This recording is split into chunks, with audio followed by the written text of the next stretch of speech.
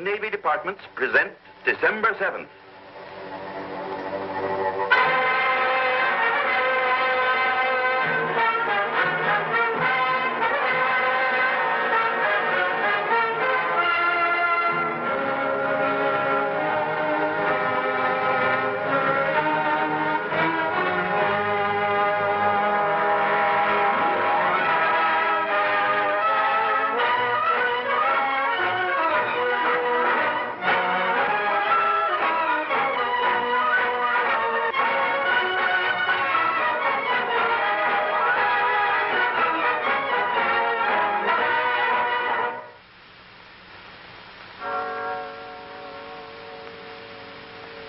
Early Sunday morning on the island of Oahu.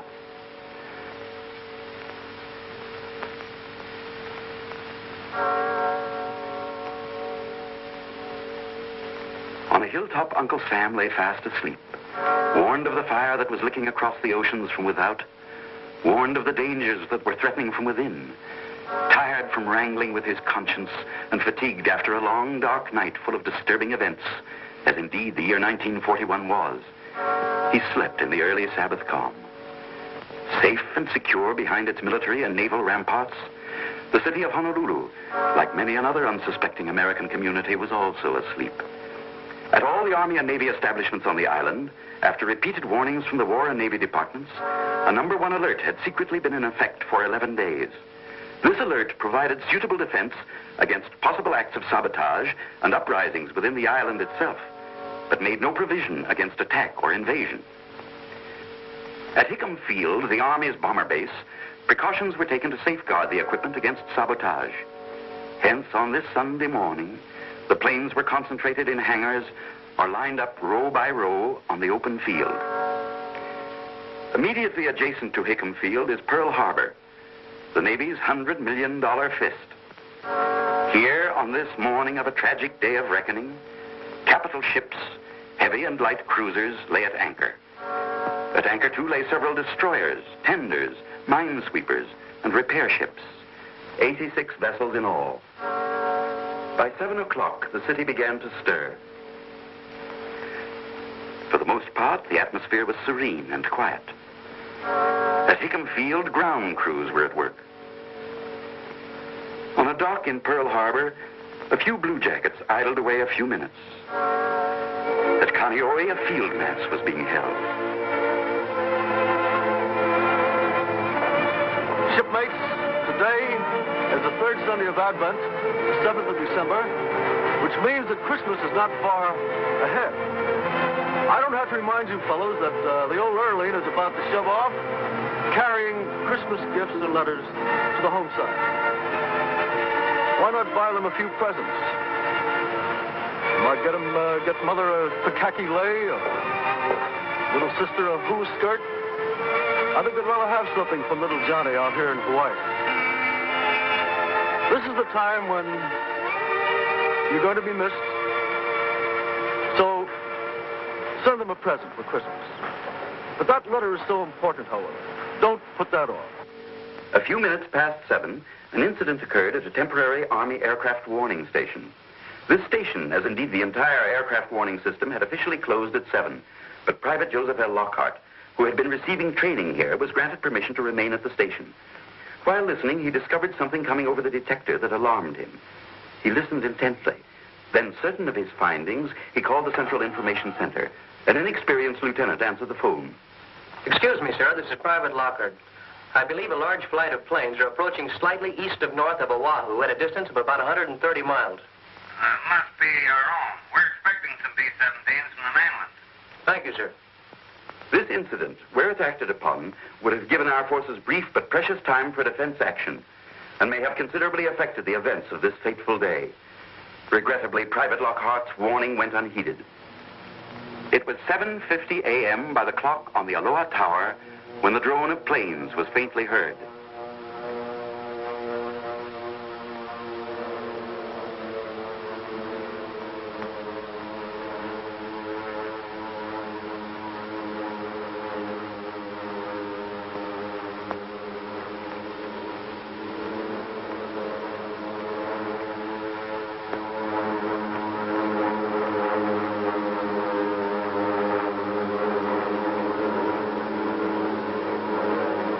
the misty Pacific skies, like tiny locusts, they swarmed in from the sea.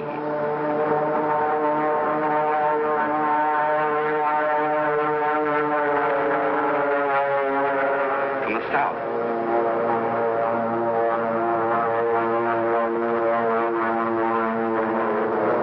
From the southeast.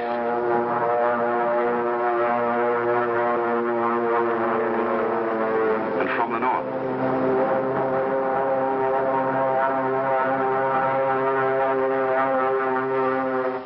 At this very moment, on a quiet Sunday afternoon in Washington, Japan's smooth-talking, grinning envoys, Nomura and Kurusu, were blandly delivering to Mr. Hull a lengthy protestation of Japan's peace intentions. Yes, at this very deceitful moment, about 200 of Japan's messengers of death swooped in over our Pacific paradise. On they came, wave after wave, boldly, fearlessly. They had little to fear. They knew that our task forces were at sea, and they knew their disposition. They knew that no long-distance airplane reconnaissance, no inshore airplane patrol was being maintained. They knew from detailed maps they carried with them the exact location of vital airfields, hangars, and other structures. Each was given a specific objective, and straight toward that objective he came.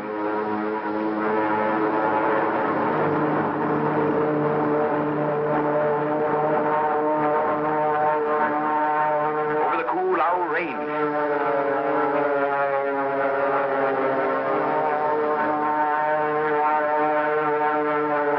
Past the Pali.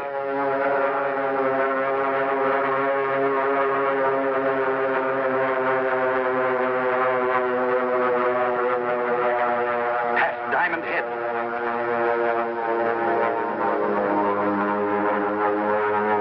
And over Waikiki Beach, the treachery of an empire was on the wing.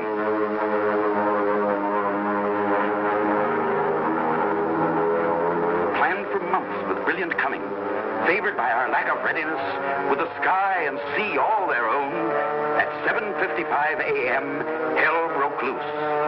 Man-made hell, made in Japan.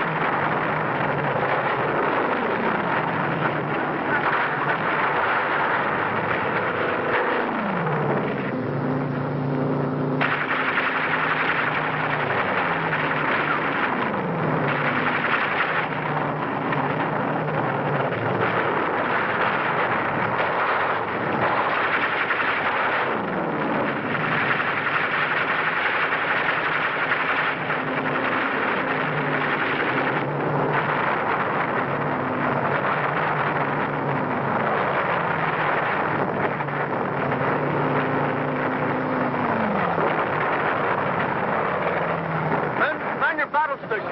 God bless you.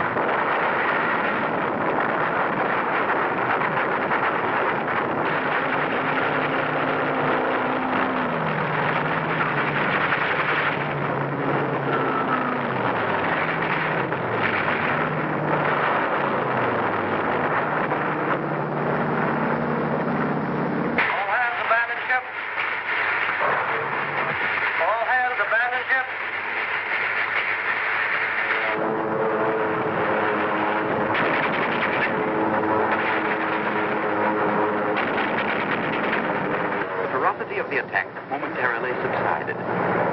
In the city, the people, awakened by the bombardment, believed the Army and Navy were staging large-scale maneuvers. Scattered bombs, incendiaries, and machine gun fire had changed their minds.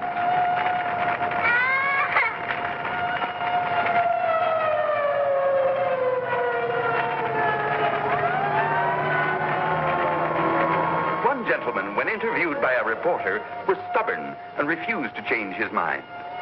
I don't think it is an attack by Japan. But you must have seen the Japanese plane. No, I did not. What about the bombing and gunfire? I thought the Army and Navy were having maneuvers. Look, Mr. Kita, you know that I know that you know that this is an attack by Japan. I have nothing to say. And judging by the smoke pouring out of your chimney, there'll be nothing left to show. I have nothing to say. The second phase of the attack began.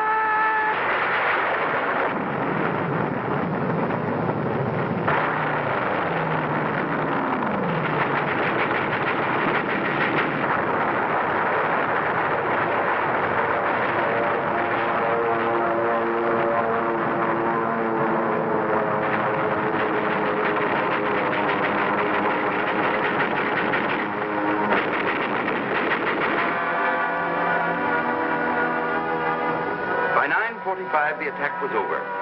1 hour and 50 minutes of perfidy. The last wave of the invaders was beaten off. Yes, beaten off by our men, who against overwhelming odds, heroically and magnificently gave notice to the world that we had only begun to fight. When they sneaked in, they were about 200 strong. Only about 150 when they departed. Behind them, they left about 50 of their planes.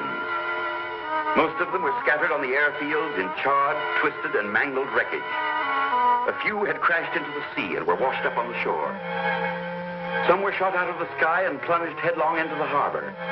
Grim telltale evidence that the list of dead Japs might have been larger and the list of our casualties smaller had we been sufficiently on the alert. These two-man submarines, 3 of which were accounted for, were especially built to operate in shallow waters, such as are found in and around Pearl Harbor. This piece of underwater perfidy won't be forgotten. Yes, this, as indeed the whole diabolical plan of the attack, was conceived and aimed toward achieving one objective, and one objective only: to catch us off guard, smash our fleet, cripple our standing as a sea power, and put us out of business. In this it failed, but tragic and terrible was the scene of destruction. Heartbreaking, the sight of ships built to fight and die proudly, now left burning in shallow graves. Painful and lamentable the scenes at Hickam, Wheeler, Kaneohe, with barracks, hangars, and equipment a mass of battered debris. Always, said President Roosevelt, always will our whole nation remember the character of the onslaught against us.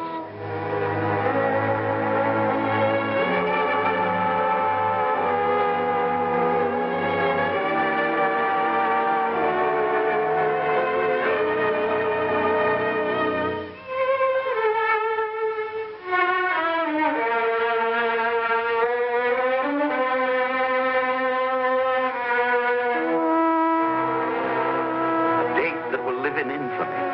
A record for all history to read in amazement, in sorrow, in horror and disgust. Those also were President Roosevelt's words. Horror and disgust, amazement and sorrow.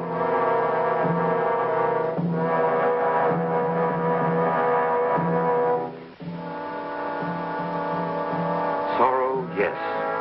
Bitter, grievous, mortifying sorrow.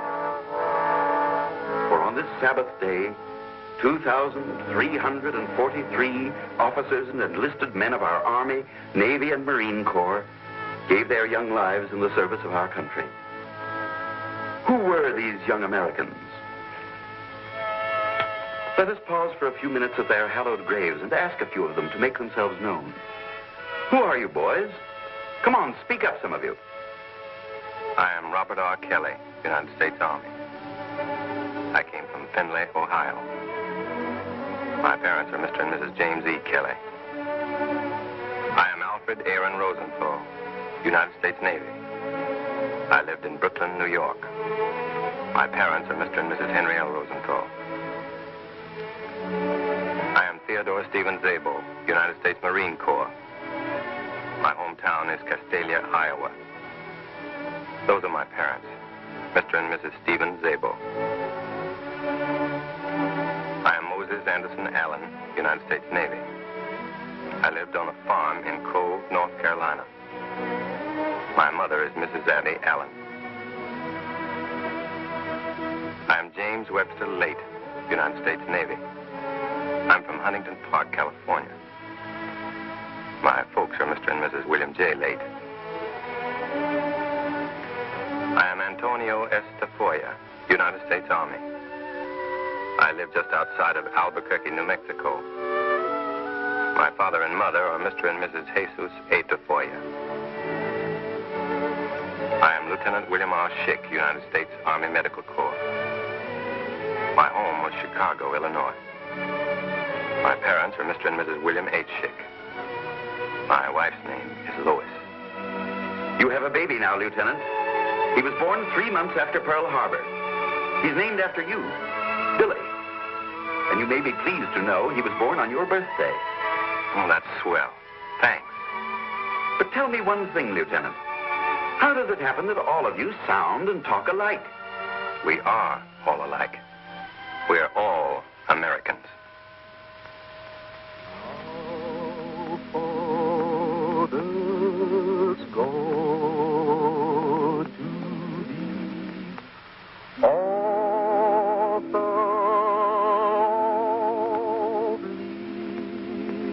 of liberty, to thee we sing.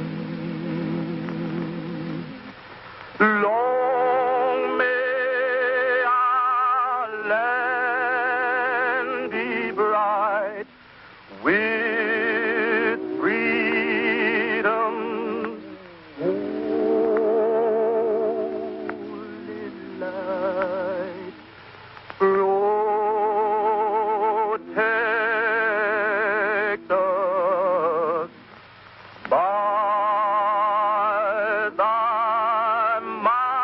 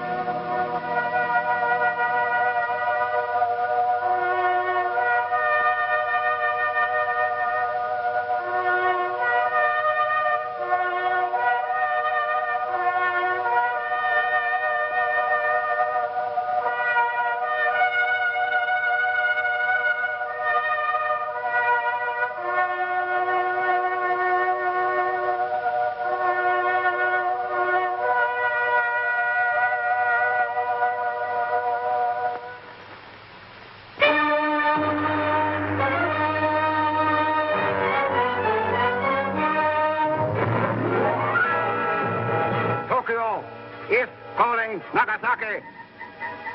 Kobe. Ataro. His Excellency Premier General Hideki Tojo will report to the nation. For many years, the democracy of the United States has threatened to enslave the life of our peace-loving nation. That threat has now effectively been disposed of. I have the honor to report that our bombers have struck an annihilating blow at United States sea power. Here are the facts. Almost immediately, the crowing began. Let's listen to the facts.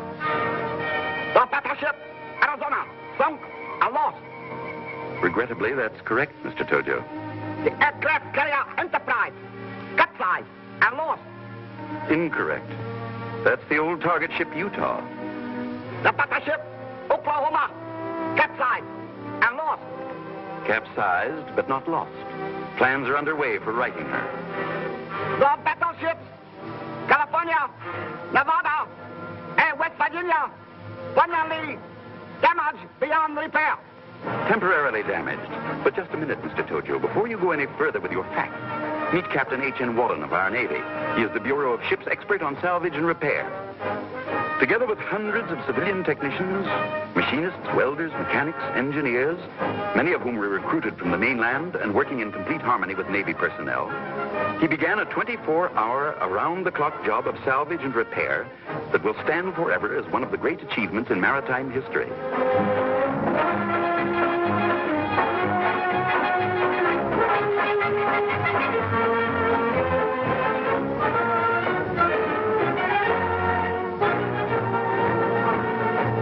Above and below the water's surface, this epic of masterful engineering went on.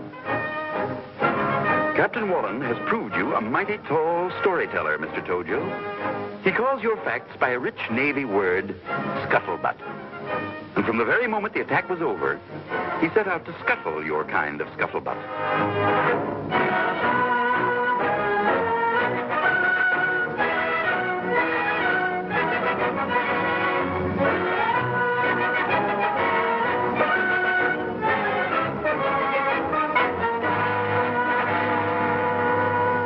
The 23-year-old California, known affectionately to our blue jackets as the prune barge, with her ugly wounds temporarily bound, was refloated and towed to dry dock. Similar attention was given to the 28-year-old Nevada and the 21-year-old West Virginia. Here in dry dock, in record-breaking time, they were overhauled and improved from stem to stern, from hull to peak. Now, dressed in their up-to-the-minute fighting garb and raring to go, these mighty warriors and their proud crews stand out to sea. Godspeed.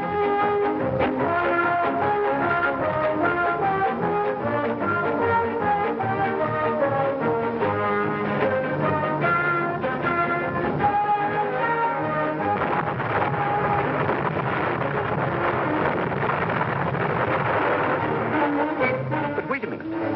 Who is this saucy little gal, Captain Wallen? By George, it looks like the... Yes, it is. The mine layer, Oglala. A 4,000-ton surprise package. Given up and reported as lost, this former Fall River Line passenger ship was righted and refloated. Taken to dry dock, this small, dauntless craft was refitted and repaired. Now, spankin' new, a symbol of the fighting spirit of our men who build and man our ships, this veteran of World War I again takes up her battle station. Godspeed, old girl.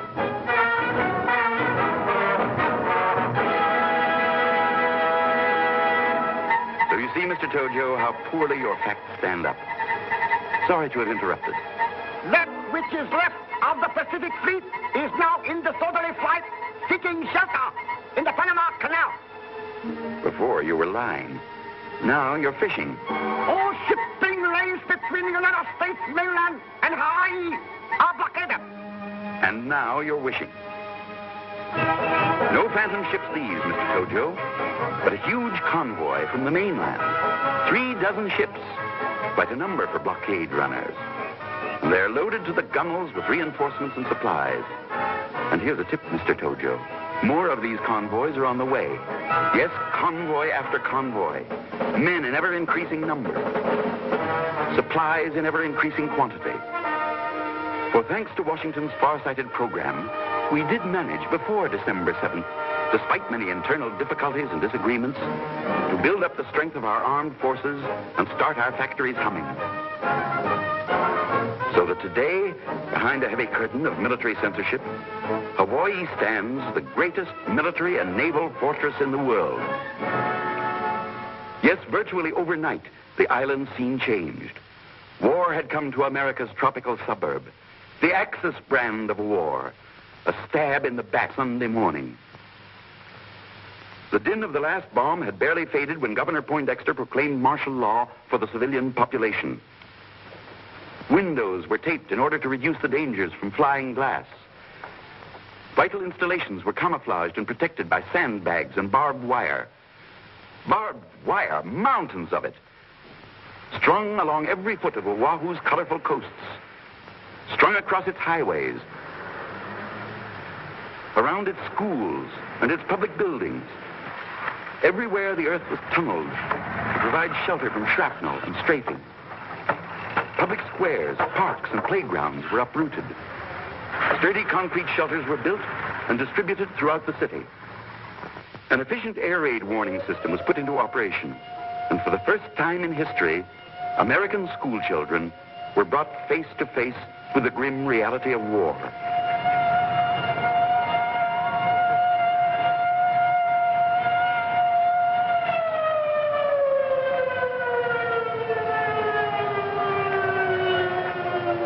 Even tiny little tots, confused and bewildered, were taught to march into zigzag trenches. How difficult to convey to them the why or wherefore of this strange game. Still more difficult to explain the need for these monstrous-looking things. But the fathers and mothers of Hawaii did. For this war is a war of survival, a people's war. Even a little people's war. Yes, your bombs, Mr. Tojo, brought many changes. And in no small measure served to further complicate the already complex life of the Japanese in Hawaii.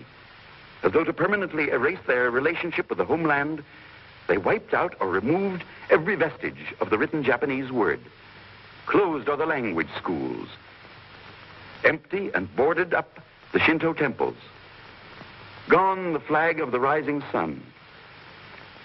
This young American Japanese gave the best illustration that over Hawaii, the rising sun had begun to set.